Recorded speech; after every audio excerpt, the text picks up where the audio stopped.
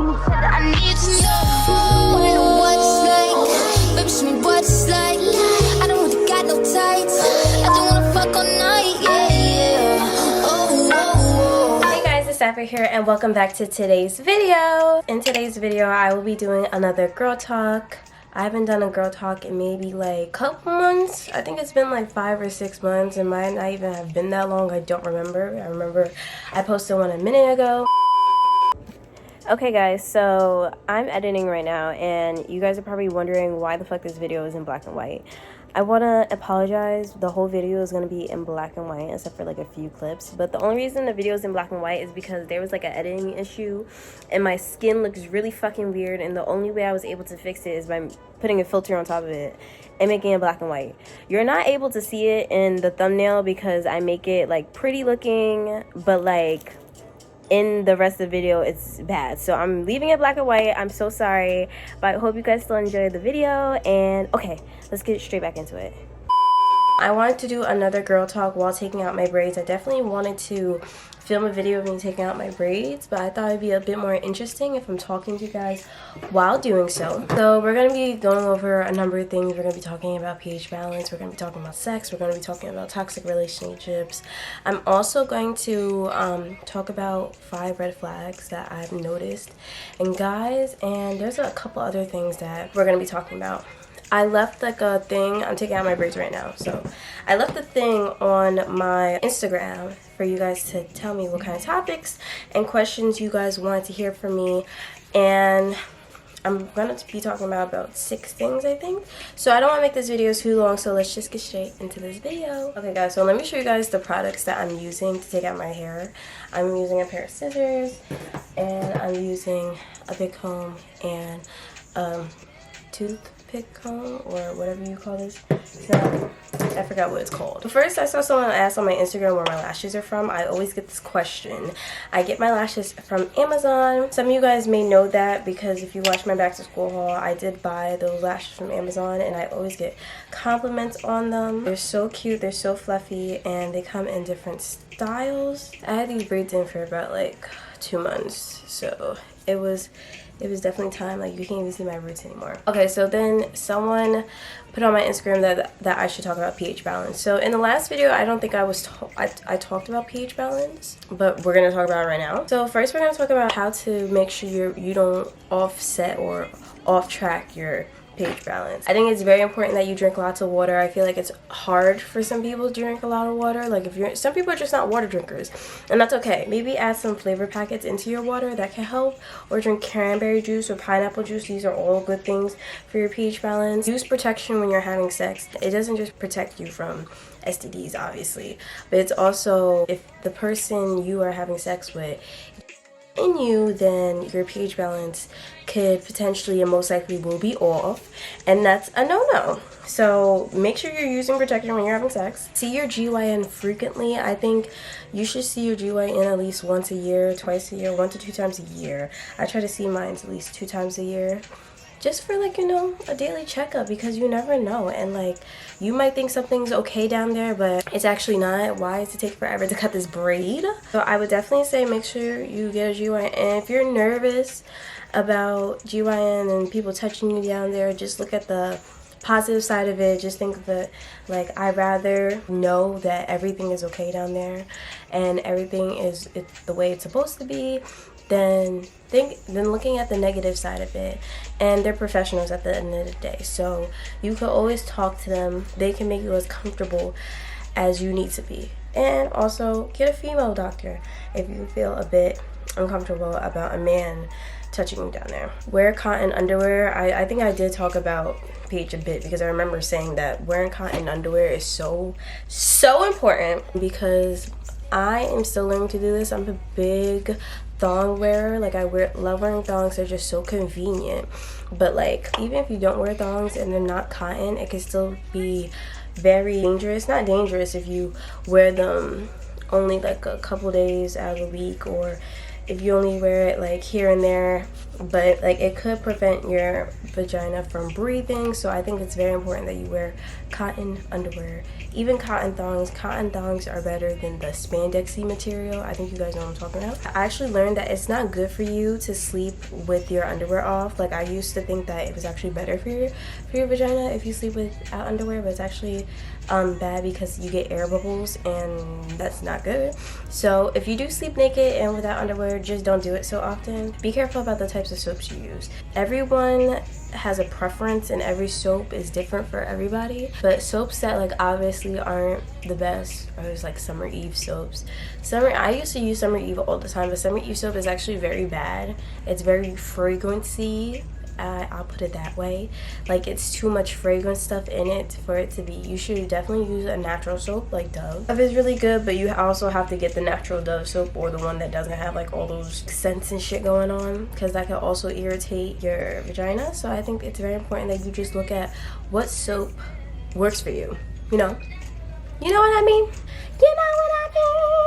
And I used to advertise, yes, Summer Eve. I'm like, no. Summer Eve is not good. Also, smoking, guys, like another thing I'm working on. Like I just found out that smoking actually affects your pH balance, and I did not know that. So I thought I would let you guys know that smoking could be something else that could potentially be affecting your pH balance if you feel like it's off. I'm going to get into how you know your pH balance is off, but you don't have to stop, but just cut back a little bit, because listen, it's never that serious to be fucking up with your insides or your downstairs area. Just cut back a little bit. Ways you could tell if your pH balance is off: if you're constantly itchy down there, or it has like a smell to it, like a fishy smell to it, and the color of your discharge. This is very important. Usually white color discharge is normal. Getting discharge is completely normal. Some people have more discharge than others. If you don't like having that much discharge, you could definitely take medicine for that, but definitely go to your doctor to talk about that. But usually bad discharge colors would be like green or gray or like a brownish. That usually indicates that something is wrong down there and your pH can be a bit off. But there's also pills that you can take to fix your pH balance, or just take a really hot bath and put some baking soda, a splash of rubbing alcohol. My mom taught me this trick. I know you guys might not trust the rubbing alcohol, but it actually helps a lot, especially with odor. Like sometimes like we have an odor down there, and it might not necessarily be yeast infection or your pH balance off. That could be it. It could just be that you just have a little odor down there, and that's okay. It's normal, especially around the time you're about to get your period or you're on your period. Take a bath with those things and you will be okay. Okay, sorry guys, I had to cut like all my braids off camera because they were taking too long. So I cut them to about the top part of my boobs, because that's usually where my hair stops at. Now we're going to be talking about 5 red flags that I have noticed in guys. I would say that I'm not too experienced. I only had like 1 relationship, but I have dated other guys, so I kind of know what technically would be a red flag and what's not okay for people to be doing, for guys to be doing when they're trying to get to know you or potentially trying to be your boyfriend. One thing I notice is if your partner or whoever you're messing with is insecure. You can tell when a guy is insecure solely based on, I feel like it could be how he carries himself. Like you could tell when a guy, or the things he says or his actions, obviously. If you mention to a guy like, oh, this guy tried to hit on me, or this guy said this and this to me, and his reaction is anger automatically, like he's angry, and it's even worse if he's angry towards you. That's even like a bigger flag. If a guy is insecure over little shit, like if a guy gets angry over little shit like that, then that's one sign that he's very insecure. If he feels a way about the certain people you hang out with, or the people or the things you wear, that's another sign that he's insecure. Like it's different when a guy like sees something in someone. Like if you just met someone and he's like, oh babe, like I have a really bad feeling about this person, like I feel like blah blah blah, like she's not being honest with you, and he gives like logical reasons why he feels this way, then like, okay, then maybe that's different. But if he's just saying out of the blue, like there's no evidence into why he doesn't want you to hang out with this person, so and so, then that could be another sign that he's insecure and he just wants you all to himself. Also, the whole dressing thing, this is different for relationships. Each relationship, I think respect is a big part of a relationship. And if a girl goes out in, I don't know, give me like let me think of an outfit. If a girl wants to go out in like a cute short dress and some heels to the club with her friends, and your boyfriend gives you, or a guy that you're talking to, especially if a guy gives you a hard time about that and you guys are not even in a relationship, girl, bye. Girl, fucking bye. No guy in general should ever tell you what to wear, because at the end of the day, that's not your dad. So, and especially if you are older, if you are 18 and up, you are grown. Yes, 18 is still young, but you're able to wear what you want, and you shouldn't be giving a hard time about it, and that's just period. Another thing, if a guy feels like, oh, like if you wear something specific and a guy's trying to do so-and-so to you, and he thinks it's automatically your fault because you wore that thing, then he's insecure. He's fucking insecure. And we're too old for that. Like, clothes do not depict what type of person you are or how much respect you have for yourself. There's a lot of women that like to dress a little bit more provocative, but that does not mean you have no respect for yourself. I feel like it's more of like an action thing. Your actions tell like if you have respect for yourself. If you want to go out and wear fucking booty shorts and a crop top to a fucking party or something like that, then that's on you, and you can still have full respect for yourself and dress half naked. It's just depending on where you're going and if it's appropriate for the location. Yeah, but that's automatically a red flag. I can go on and on about that, but I'm not gonna do that. But that's the first red flag. Another very, very, very, very big one is consistency. Consistency is so freaking important. Like, I say this because if a guy is inconsistent, then that automatically means that that guy is not into you. But a lot of people, including myself, it could be hard to realize that, because if a guy is telling you one thing one day and he's being all lovey-dovey, he's being cute to you, and he's showing all this affection to you, but then then he goes like 3-4 days not talking to you, and then like he texts you when it's like completely a different vibe, then he goes back to being lovey-dovey. Like, that's very inconsistent. Like, I want someone that is constantly gonna be texting me, not constantly texting me, but constantly being the same person, and, you know, just being consistent about his actions and like what he's about. Like, don't tell me you want to do this and you want to take me here and you want to do this with me, blah blah blah, we're gonna do all these things, and then shit never happens. Like, be honest. Like, be upfront. Tell me what your intentions are with me upfront. And I feel like a lack of consistency, like, I feel like if a guy really wanted you at the end of the day, he would be very consistent. He would tell you upfront what he wanted, and he would also not be playing games with you, and it just, you wouldn't be confused. Basically what I'm trying to say, you should never be confused when you're trying to talk to someone and potentially be their girlfriend. You should never be confused about what's going on and how that person feels about you. And a lot of times people are confused is because they're inconsistent. Red flag number 3 is kind of like goes with the second red flag, like lack of inconsistent. This one is lack of effort. Very similar, but I think it's so important that if you really like someone and you really want things to go far and you want to make shit happen, then you have to put in effort. And that goes same to the girl, but if you're putting in more effort and you're trying to plan this and you're doing this and that, if you notice that you're putting in more effort, like you're planning dates and you're inviting him to things, or you're thinking about him and you're constantly texting him, you're texting him back fast enough, then When he texts you, you're always available for him. Like, this is all this effort you're putting into someone that's not doing the same for you. So what's the point? What's the freaking point? I don't know if I said that inconsistency, but also people that take hours and hours to text back and then they pick up the conversation like nothing happened, another red flag. Like, that's not how it works. That's not how it freaking works. And this goes back to the whole, if a guy wanted to, he freaking would.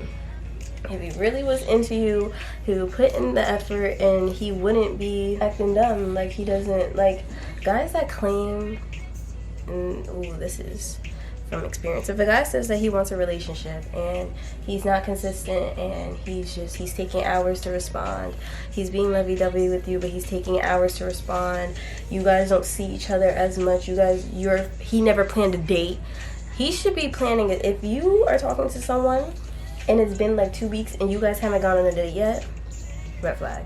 And I'm guilty of this because I need to realize that it is not normal to just link. Like, what is that? Like, if you're trying to be someone's girlfriend, then you shouldn't just be linking. Like, what the fuck is that? This is another red flag. I don't think it's as like severe. I mean, it depends on the person, but I think it's just as bad.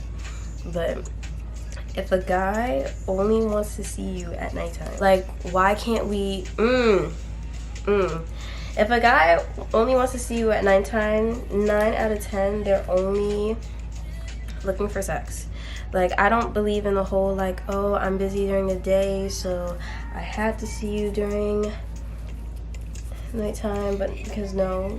It is so easy. It could be like the littlest things. If he doesn't want to hang out with you in the daytime, especially in public, that usually means he's messing around with someone else and he doesn't want to be seen. Or he doesn't take you that seriously and he just wants to have sex with you. It's literally that simple. You shouldn't be talking to a guy for months and months and you guys haven't gone outside together or you guys haven't done this and that together. It doesn't add up. It does not add up. I don't get it. And last, maybe the most important one, especially in a relationship, is lack of communication skills. Communication, let me put this together. Lack of communication and comprehension skills. Because a lot of times, you could try to talk to someone and you could talk and say this and that what you don't like and blah, blah, blah. But if they just don't get it, then they don't comprehend what you're fucking saying, then like it's not gonna work. It's just not gonna work. And sadly, a lot of these boys do not comprehend because they're slow. They are slow and they don't know what you're talking about and they just are fucking dumb. Let me not say that. Not all guys are dumb. Some guys are actually really good at communication. I think that's one of the most attractive things, when guys are good with communicating and they don't have a hard time expressing their feelings. And there's like a lot of things that I like in guys, but I feel like that's a big turn on if a guy is able to communicate and openly express how he feels about you and he just makes things clear. You know what I mean? Like I said before, you shouldn't be confused.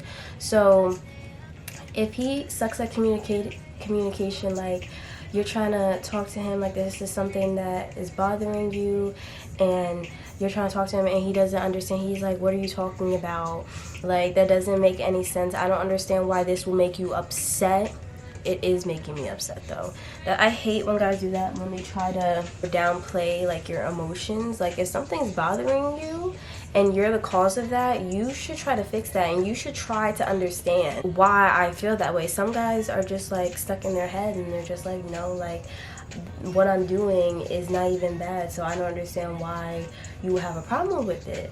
And a lot of times that's just like, it could be like an ego thing sometimes, or sometimes they genuinely don't know what they're doing is wrong.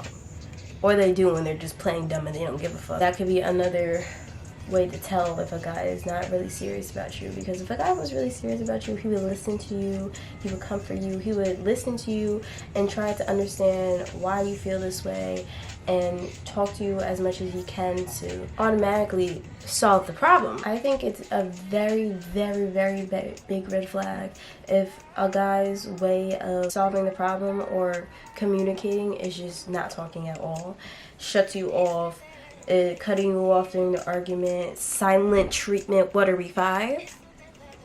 Every 5. Silent treatment, come on. Like, you're trying to talk to him on the phone and he hangs up on you. Like, disrespectful shit. Like, this is stuff you shouldn't be tolerating in any guy or anybody in general. So communication and comprehension is very big, and I hope that if you notice these are some things that your boyfriend or your potential boyfriend is doing, that you cut him off, or you try to talk to him about it to work it out if you really like him. But some guys just, you can't change them, and this is just how they are. So it's okay to just let go, move on, and find someone that's actually going to put in the effort, actually going to communicate with you, and do what he has to do. You know what I mean? Next question I saw is, should you take back someone that cheated on you? Now, this is different for every person, but this is my opinion.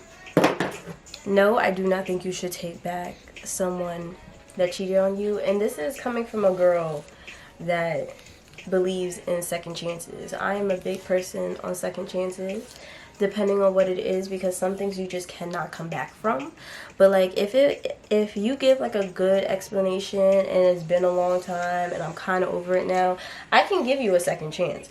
But cheating, nah. It's not even the fact that I wouldn't want to, because honestly, if someone cheated on, no, I couldn't, because it's just like a mental thing. Just like knowing that someone that you love so deeply cheated on you and could potentially do it again. 9 out of 10 cheaters will cheat again, especially if they got away with it.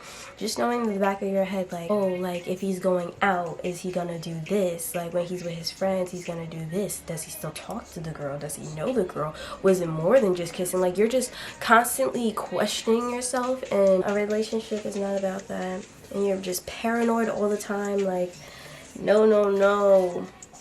It is not worth it. And this is different. I mean, it depends on everyone. Like, people might say it's different depending on if you were married to the person, but I still think it wouldn't be different, because it would still equally be as painful, and you still would be questioning him and yourself all the time. Like, was I good enough? Am I the reason he did it? What could I have done better to prevent this? And listen, ladies, like, I don't care what anyone says. He could say like, oh, you didn't do this for me, and she was this, and you blah blah blah. A guy can say all these things. That does not necessarily mean that you are the reason that he cheated. Please do not ever believe that a guy cheating on you is your fault, because if there was a problem that he had with you, and the way that he wanted to solve that problem was by cheating on you, red flag. He could have honestly came to you and talked to you and been like, hey babe, I don't like this. I feel like you're not doing this for me, and I feel like it's really affecting our relationship. Like, communication, like I said, like, no. The simple answer is no. I would not take back a cheater, and I don't think you should either, because you're worth more than that, and there's so many men in the world that would care for you and not cheat on you. And I hate how normalized that is. It's very normalized that cheating is okay and everyone gets cheated on. And just because you get cheated on, that doesn't necessarily you have to end the relationship. You could work on it. Okay, listen. I'm just saying, like, I know myself. Like, I can love a person so much, but if they cheat on me, I will always think that they're gonna do it again, or they're still in contact with a girl. I think that's more nerve-wracking, knowing if they're still in contact with a girl. That's so scary to think about. So I wouldn't even put myself through that mental, no, absolutely not. I would not do that to myself. Okay, we have 3 more things. Toxic relationships. Okay, a lot of things I just mentioned is toxic relationships, but how do you know if you're in a toxic relationship? Sometimes it's very hard to tell, especially if you're so in love with a person. Love is so dangerous, guys. It's so fucking dangerous. It's so fucking scary, because you could love someone so much, but if they're not treating you the way you're supposed to be treated, if they're not growing with you, if they're not adapting with you to changes, and then no, it just doesn't work.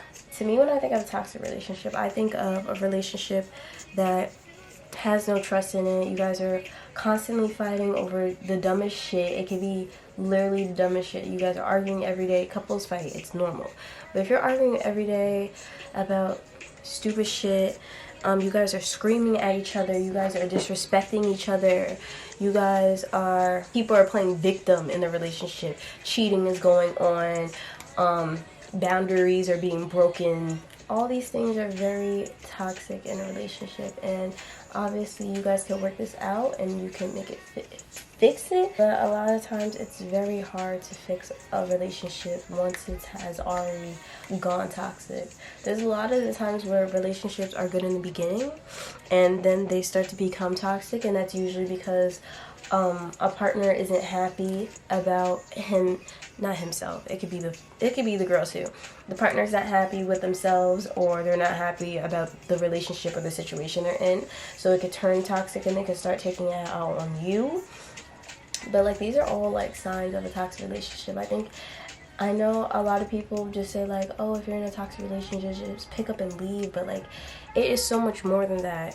Coming from someone who has experienced, I like to say that my relationship was good, but it became toxic towards the end. But I think coming from someone that has experienced toxicity and knows what it looks like, it's so not worth it, especially at such a young age. Like, if you are in high school experiencing a toxic relationship, it is not worth it.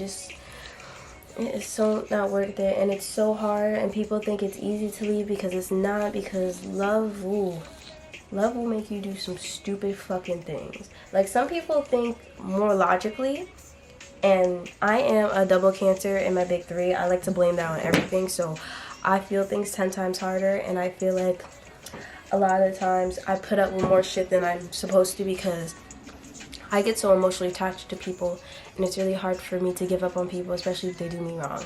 So I think it's important to realize that it's more important to get yourself out of that relationship than like continue to stay and trying to constantly fix it, because you could try to fix a toxic relationship, but it is extremely difficult to fix it, especially if the other person is the reason that it's toxic. I think that it's possible that the person that you're in a relationship is toxic and you're not toxic. It's just like they're doing shit that's causing shit to stir in the relationship and cause problems, and that's the reason that you react the way you do. You start acting fucking crazy. Like, I know it happens, and that can happen too. Or you guys are just both toxic and you guys aren't made for each other. It literally depends on the situation. But toxic relationships, very unhealthy. I don't recommend it.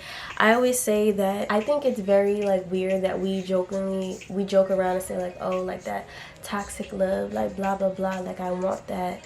But like, honestly, and I do that too, like I joke around because honestly I'm not perfect. I definitely have toxic traits in me that I'm working on, but I don't think that we should be promoting toxic relationships, and this is something that we should strive for.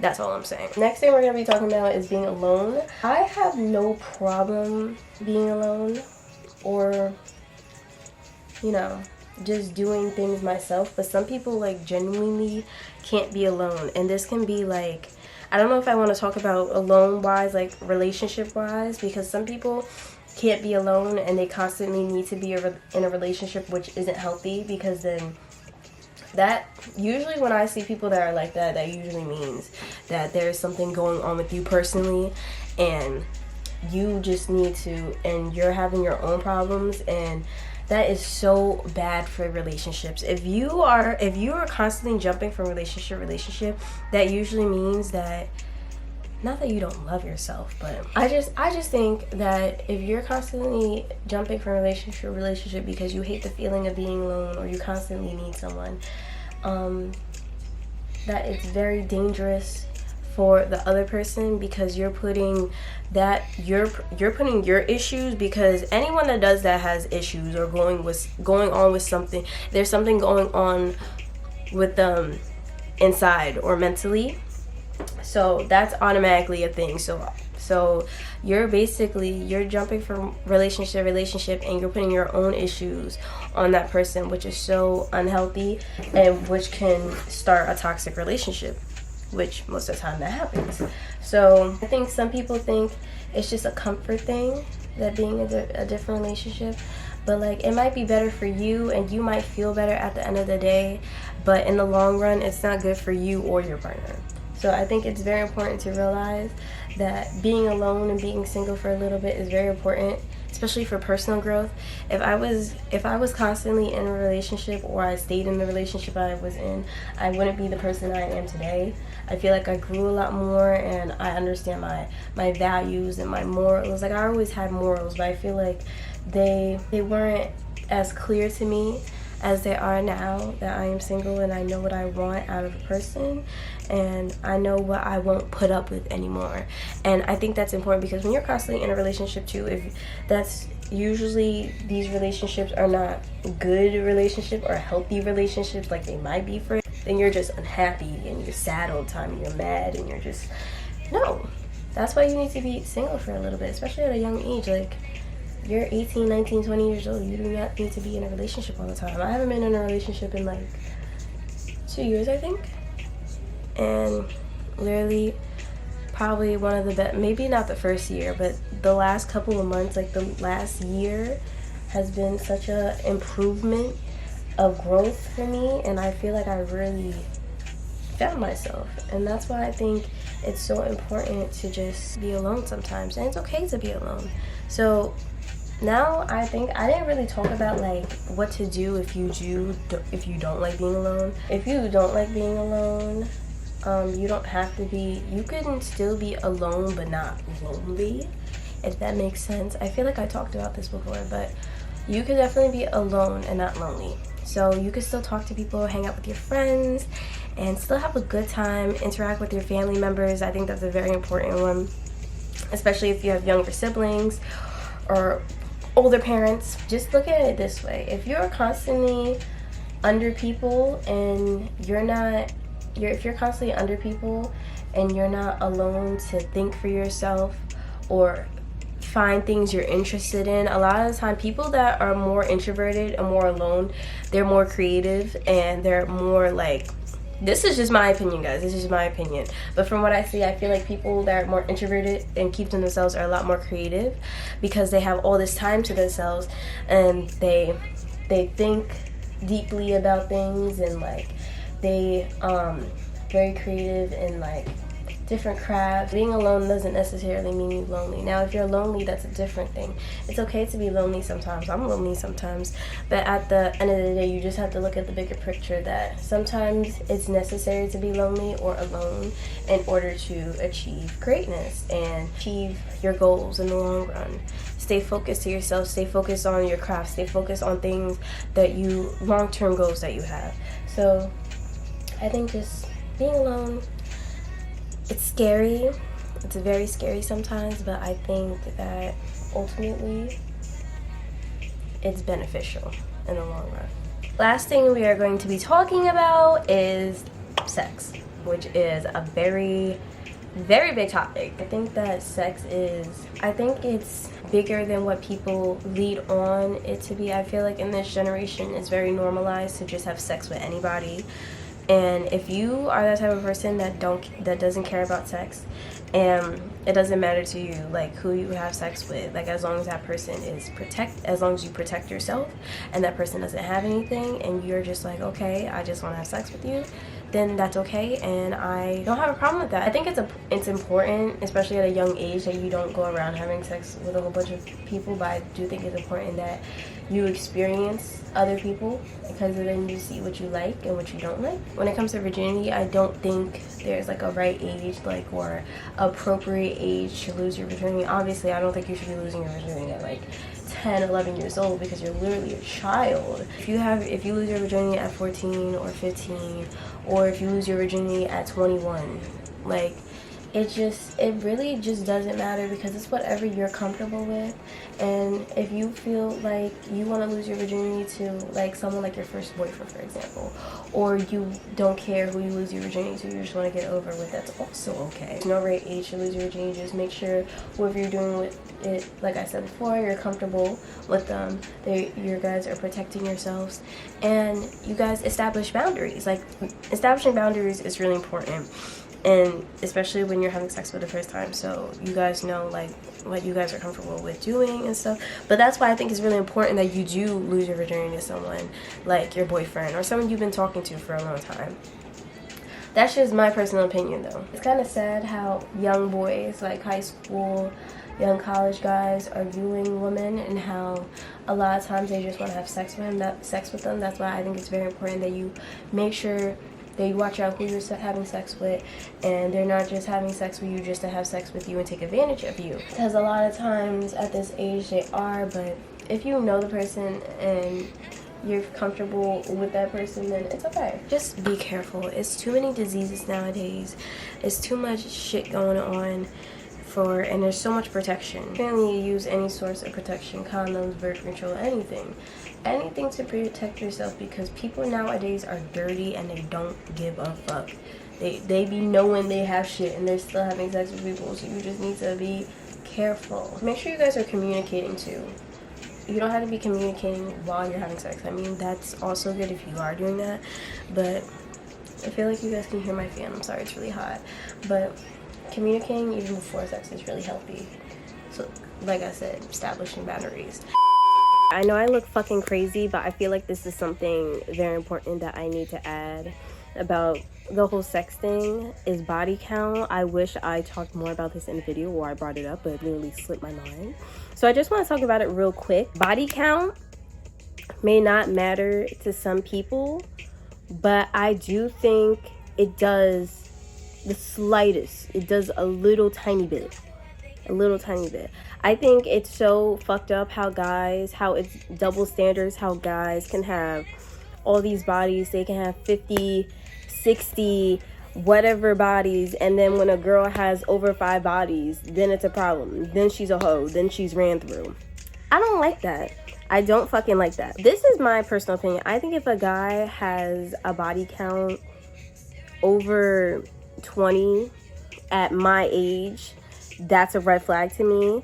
I just think that's a lot of people that you're just having sex with. Like, that's not even like it's different if you're in a relationship, but like, who's in 20 relationships at 18, 19 years old? That's like doing the most. But I do think that people, niggas specifically, if they have over a certain amount of bodies at a certain age, it is kind of like, ooh. And I would say the same thing about a girl. If a girl had over 20 bodies at this age, no, I wouldn't judge her. No, I wouldn't call her a hoe. I wouldn't call her a hoe, but like, I would just think that's kind of like weird.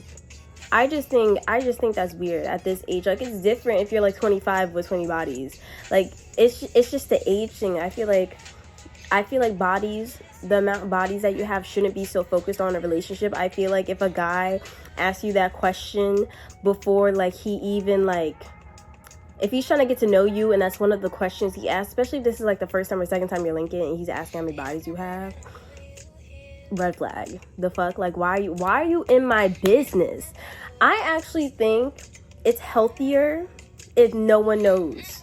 I think it's healthy that I don't know how many bodies you have and you don't know how many bodies I have. I feel like the relationship will be a lot better. I mean, like, if I knew you had like 50 bodies and you're my age, I probably would stay away from you. So maybe it is important to know, but I feel like knowing the number of bodies that you have is like so irrelevant. Like, why do you want to know the past people I had sex with? I don't know. Is it just me? But anyway, back to the video. Well guys, I finally finished taking out my hair, and that's pretty much it for today's video. Thank you guys so much for watching today's video. If you like girl talk videos or videos that are a bit more personal, then just let me know down in the comments below and I will do more of these types of videos. Or if you have a specific topic that you think I should just make a whole video about, then just leave it out in the comments below. I love you guys, and I will see you guys in the next video. Bye guys.